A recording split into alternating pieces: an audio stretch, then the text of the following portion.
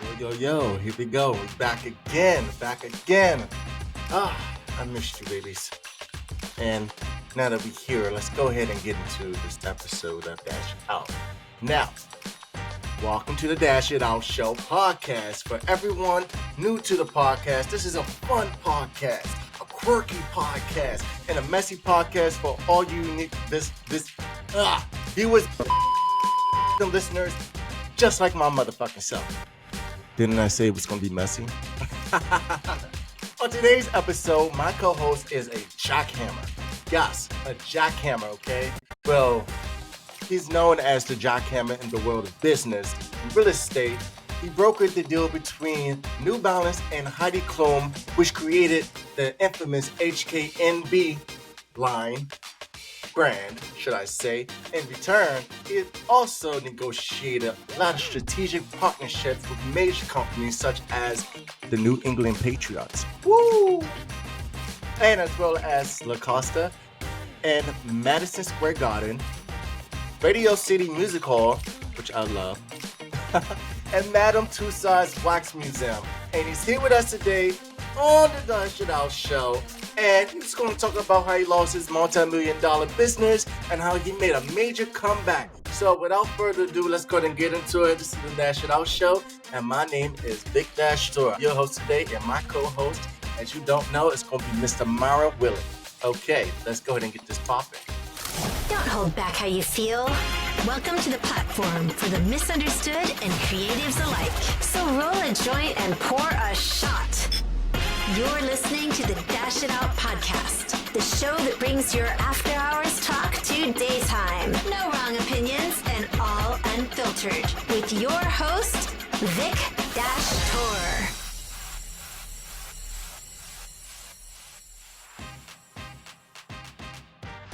Hey, Myron. Hey, good. How are you? I'm doing great. Can you hear me? Can't hear you.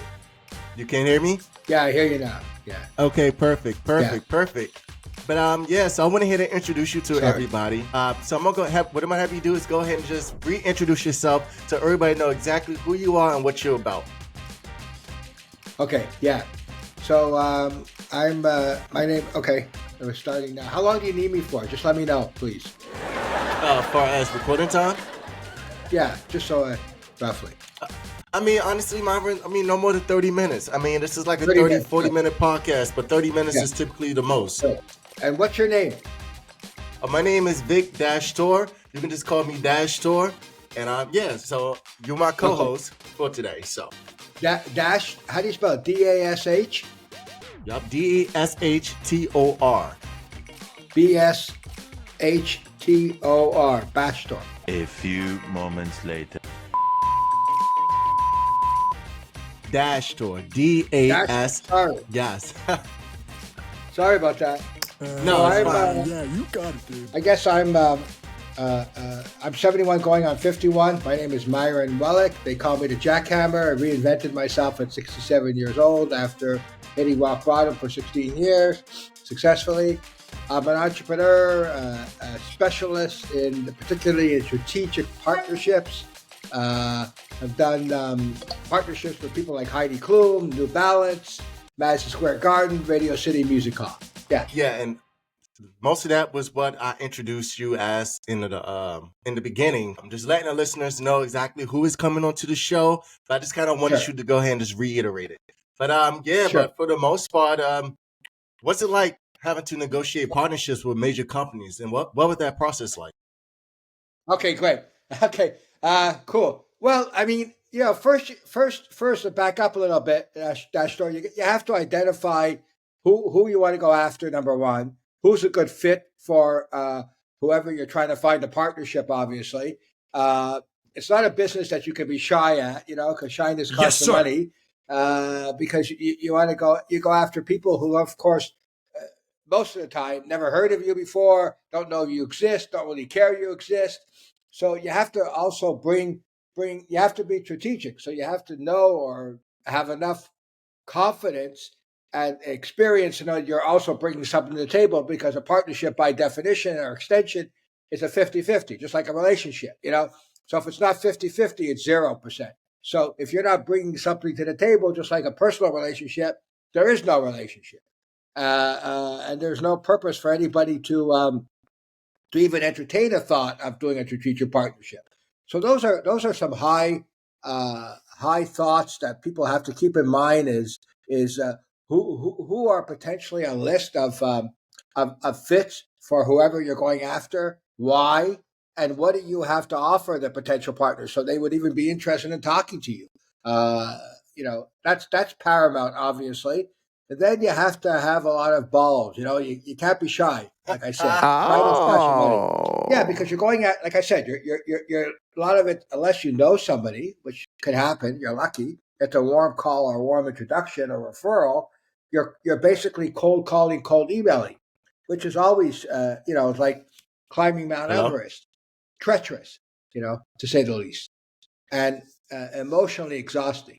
So those are a couple of very important ingredients that I think that's important to keep in mind when you're going after a strategic partner.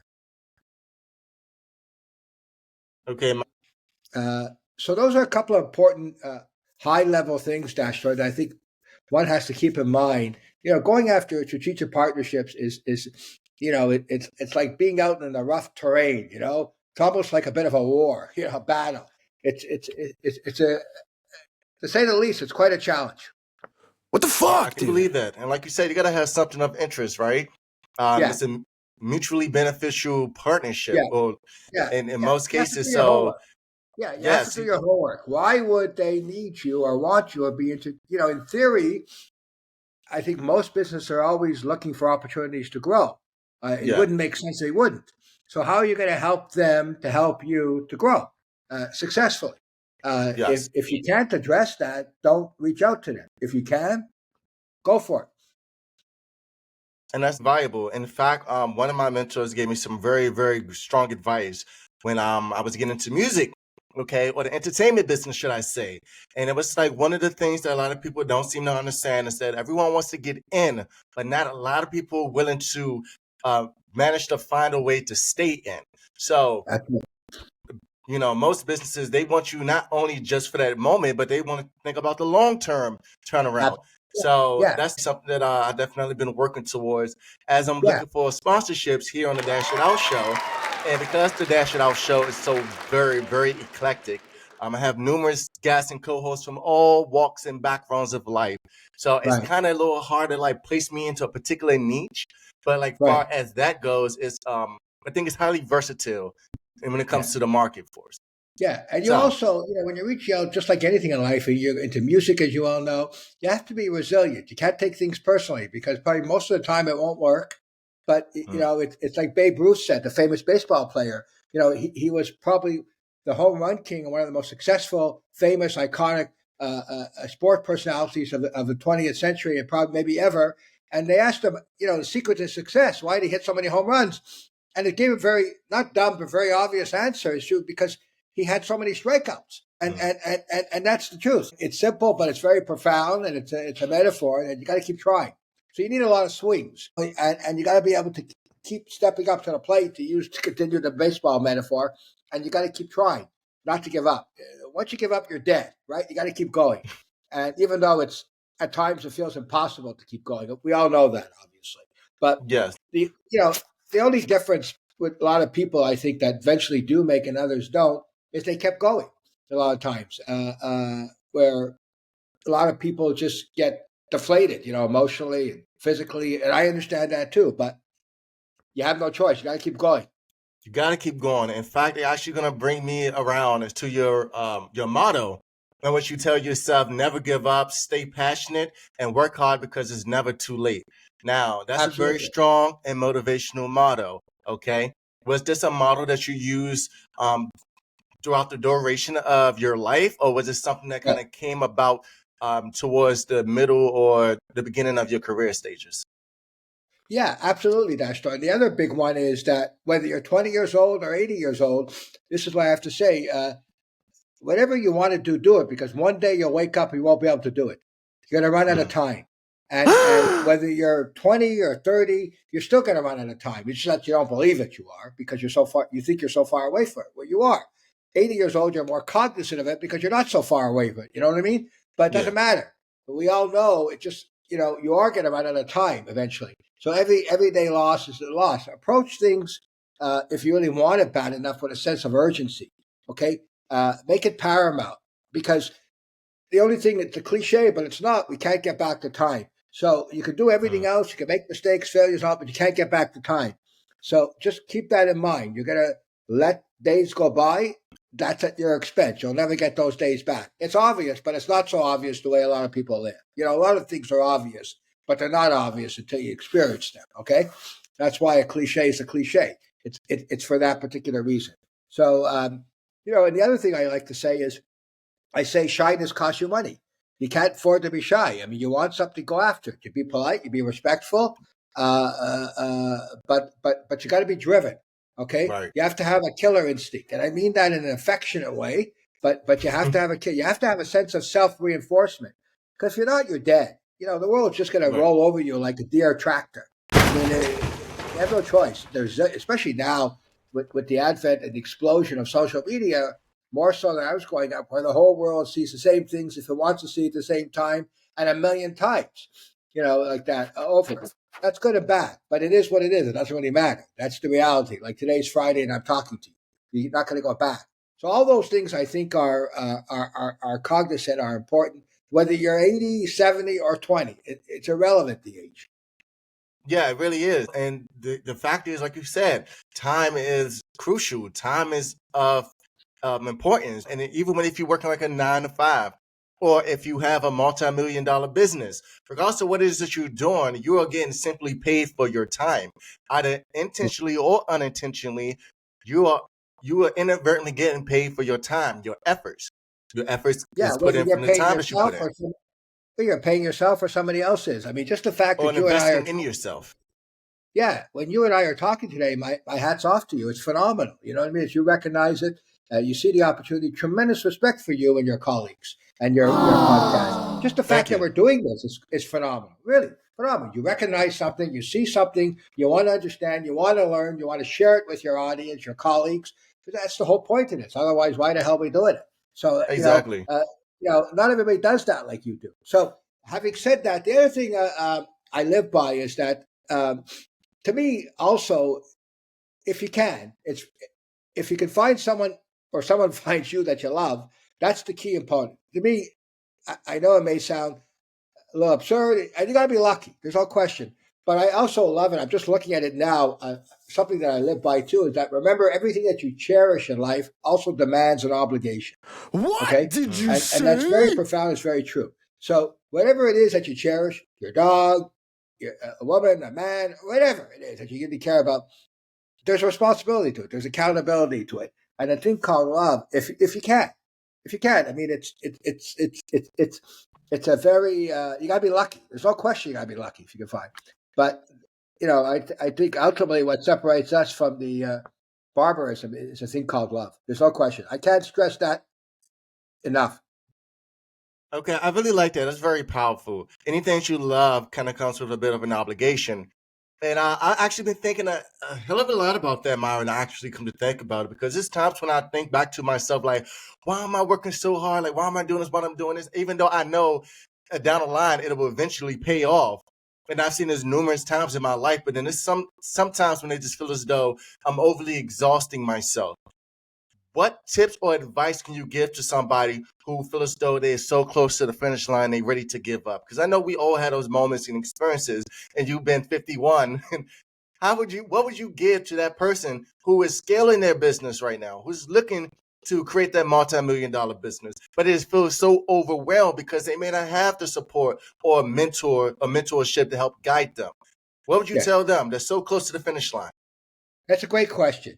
Well, I know it's a cliche, but one of the things you have to strive for to be successful no matter what you do is discipline and routine and continuity. So whatever it is you're doing, number one, for your physical health, for your mental health, for your work, for your, whatever you're working, artistically, you're a writer, musician, entrepreneur in tech, whatever it is, I think it's very urgent and it's very boring. It's not very incumbent upon you to live a routine. Routines get very boring but consistently, but they're very valuable as kind of like this laid back, if I can say, jet fuel to keep you going. And the more you do it, the more you see rewards. Like simple things like people that physically exercise. It's very, it's a pain in the ass, and you don't want to do it. And you wish you take a pill, and you feel great, and you don't want to go to the gym, or you don't want to do it in your house, or wherever you're doing it, or whatever you're doing. But you do know if you continue with it and stick with it, over time you feel the physical and mental benefits. And even though it's not the most fun activity in the world, to say the least, you're encouraged and motivated because of the rewards you get that you get when you do it. I've lived that. I've only been doing it religiously the last 4 or 5 years. I just feel better physically, mentally. So that's my motivation. The other thing, if someone's close to the finish line, is that the only thing you have is the courage to continue. You know what I mean? Certain things, success is overrated, and failure is not final. Remember that. Failure is not final, and success is momentary. Yeah. And failure is not final. The only difference that separates most people is the courage to continue. So whether you're 90%, you don't know whether you're 90, 80% there, because even if you think you're 100% there, you're never there. All right. And even when you're there, you got to keep continuing, stay on. Unfortunately, or fortunately, it's a never-ending challenge and battle to reinvent yourself, because unless you're retired from life, that's fine. But, everybody creates their own scenario they want. But the bottom line is, you ask people, the difference again is you keep going. You don't take a setback, let's say, or failure personally or overly personally. You adjust, you fine tune, just like a car. It's not running the way you want. You figure out why it's not running, and you got to fine tune it, revise it, check it out, and fix it. Well, it's the same thing with you. And if at the end of the day you feel it's not working and it's not worth the pursuit, then you adapt and change and do something else. There's no magic formula to this, okay? The difference is the fortitude to persevere, where there's probably no reason to persevere, to have some kind of vision. You got to love what you're doing, because, you're not going to be motivated if you don't love what you're doing. The money comes as a result of the loving of that. If you're just doing it for the money, I doubt you're going to have much. You're going to be very, very lucky with success.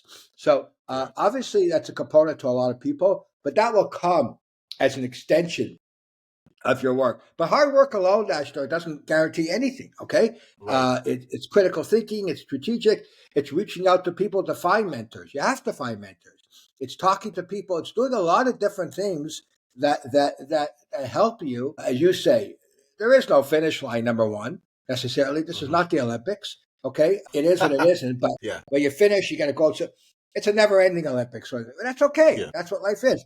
But at the end of the day, on a bigger picture, it's your life. So you have X amount of years, 70, 80, 90, and then, of course, we don't know what can happen in between. Anything can, unfortunately. So as long as you have your health, you have to do whatever you can do, because we both know, whether you know or you don't, you understand if, God forbid, you don't have health, then that's the only thing that definitely will keep you back. There's no question that will keep you back. Okay, mentally or physically, that will either it could be fatal or it will severely restrict whatever you could do. So as long as you do everything to keep your mental and physical health as fine-tuned as possible, and as long as you have it, you have to take advantage and leverage that time. Because we all know, too, even the people in the best of health, that could change in a few seconds, unfortunately. So it's on our head. It can, and it does all the time. So we don't know what we don't know. The only thing you do know is that you want something, you want to go after it, focus on it, stay focused, not on how to do it. Stay focused on your commitment. Because it's like going on a road adventure. You're in a car, let's say, right? And you don't have Waze, you don't have Google Map, you don't have a map. And someone will say, how do you get there? You're not really sure, but you got to start, number one, for sure, if nothing happens. And then you go the first 100 miles, and then it tells you where to go. You turn left. So you kind of learn as you go, too. You don't wait till you're ready. You keep going, because a lot of it's unknown, of course, until you get to a certain point. And either the challenge presents itself, maybe a solution, maybe not. That's a couple of my thoughts. Okay, so that's very motivational. Because like you said, life is always, it's a continual Olympics. It's not like you get to that finish line and it's done and you set for life, there's always going to be Yeah. something in the road ahead. And I live by the number. I want to tell you one thing. I live by the number 1,200,000. You could ask me, what do you mean by 1,200,000? It's a good question. I'll answer it. That's how many rejections, failures I've had in my life. I exaggerate, but not by a lot. You get the point. But I keep going. Yes. Okay, 1,200,000. I keep going. Wow. Okay. Well, that's words to live by. I mean, 1,200,000. Okay. Well, there we go.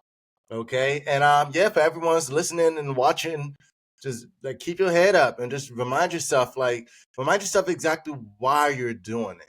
And if it's just because you need to feel this need of this loathsome and having very, very low insecure just to feel great about yourself, and it's not something you're truly passionate about, you could crash and burn pretty quickly. And I've been there when I was only thinking about the fame aspect, the money aspect, because I try to feel validated from my peers and family. And that only took me to a one-way street.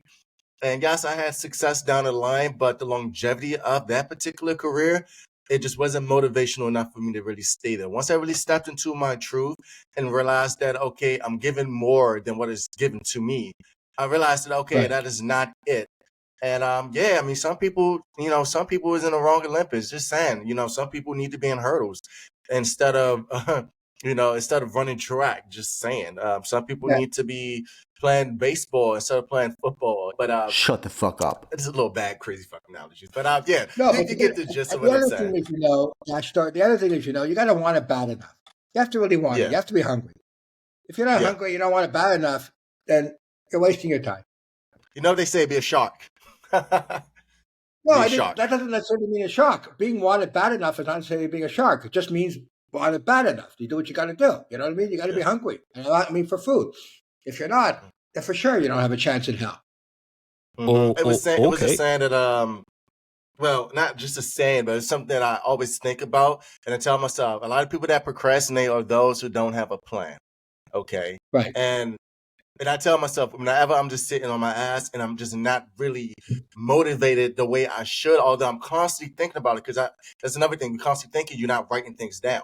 And if you feel like you procrastinate, it's because you don't have a plan. Okay, and that can really come from just deep root insecurity, feeling like, okay, if I do create a plan, is it going to fail? But failure is never final, as you mentioned previously. And that's something that's very, very, very motivational and something that's going to stick with me like super glue on my mind and my spirit, because failure is never final. In fact, failure is when you giving up. Failure is when you don't even start and you lose that time. Like you said, time is very pivotal to your success. So, yeah.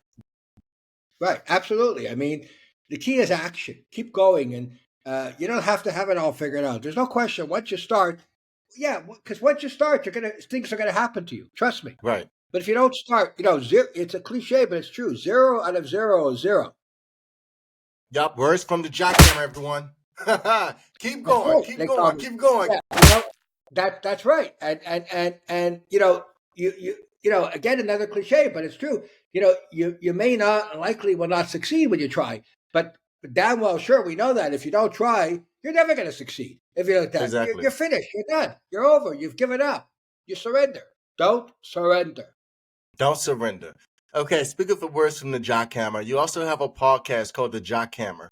Can you tell us a little bit about that podcast? Yeah, basically, I'm not live now. It's called the Jackhammer Effect. I also wrote a book called the Jackhammer Effect: How to Break Down Doors and Make Business Deals Happen for Those Who Believe They Can. It's just about reading. It's just about people, mainly entrepreneurs, but anybody who just keeps going, and how they've overcome adversity, like me, and find a way or make a way. Right. And all the truths and ideologies in which you were speaking about here on the Dash It Out show, where the listeners be able to read about that in the book and also listen to that on the podcast as well. Yeah, the podcast is on Amazon, even though I haven't done it recently because I haven't had the time, but it's still there. The past episodes, it's on Amazon and Apple, I think, and Spotify, the usual places. They can see it's called The Jackhammer Effect by Myron Welik. And the book, of course, is on Amazon. The Jackhammer Effect of Myron Welik, put my name, and definitely could find it on Amazon for sure. All right, perfect. All right, Myron. So we're gonna go ahead and play just a little quick game here on the Dash It Out show. Are you up for it? I have no choice. Go ahead. So this is called Dine and Dash.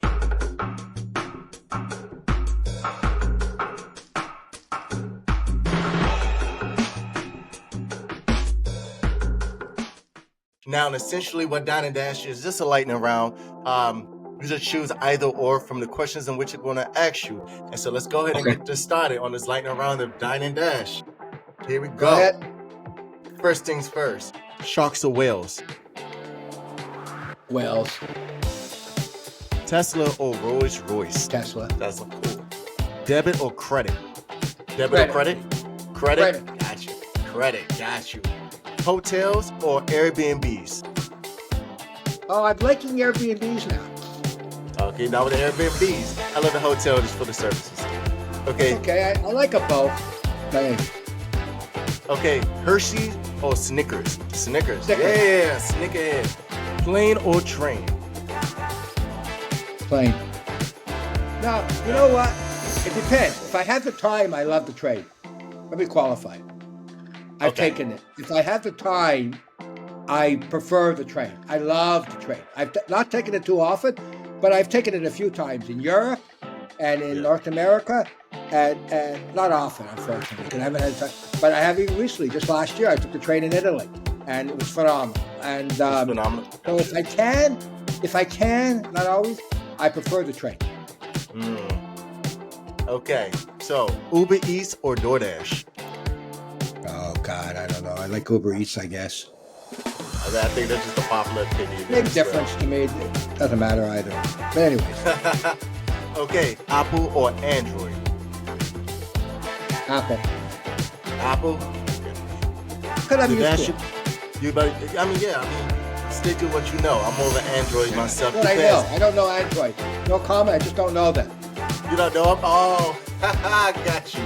Let me find out you on some I can't compare it. or I've some never had business. an Android. I've never had an Android, so I really can't. In fairness to Android. Yeah, he probably brokered a deal with Apple. That's why. No, I didn't make anything. No, got you. Okay, so last but not least, okay, the Dash It Out podcast or the Jackhammer podcast? Dash Store podcast. I love talking to people. Yeah, because obviously, the new people, new horizons. I know me well enough. Wow. I'm bored with me. Oh, okay, that's a first. That's a first here on the show. Everyone always choose their podcast, which honestly, it's a joke. That last question of the Down and Dash is literally just a joke. It's just a mess with you, but I like the question. I think it's a smart question. Got you. Yes, everybody. You see that? Well, Yeah, that concludes this segment of Dine and Dash here. But it's been a pleasure. It's been definitely a ride. And go ahead and tell the listeners about where they can find all your works. I know you say your podcast, The Jackhammer Effect, is on Amazon. Or they can find me on LinkedIn. LinkedIn? Okay, go ahead and shout out your LinkedIn account. Yeah, they can, just look under my name and you'll see me. Myron Welik. Put my name up there. All right, cool. So I'm going to go ahead and put all the information in the description, like everything from the bio, from links where they can find your works, your LinkedIn, Perfect. so that way if anyone have any questions or concern, want to purchase your book and want to ask you a few questions personally. So listen to see if we can get a bit of more of an extension of you from the Dash It Out show. But for the most part, I'm sorry, let me go ahead. know. Yeah, let me Of know. course. This concludes this episode of the Dash It Out show. And Myron, you were an awesome co-host, everybody. Let's give a round of applause for Myron Welik. Very much. All right, no problem. So this is that. I'm your host, Vic Dash Store. This is Dash It Out show. This is my co-host, Myron Welik. Everyone, you know where to find them. All this information will be listed in the description, either below or wherever the description boxes are nowadays. But go ahead and check it out. Check us out at mydashitout.com and also view us on social media at Dash It Out. We out.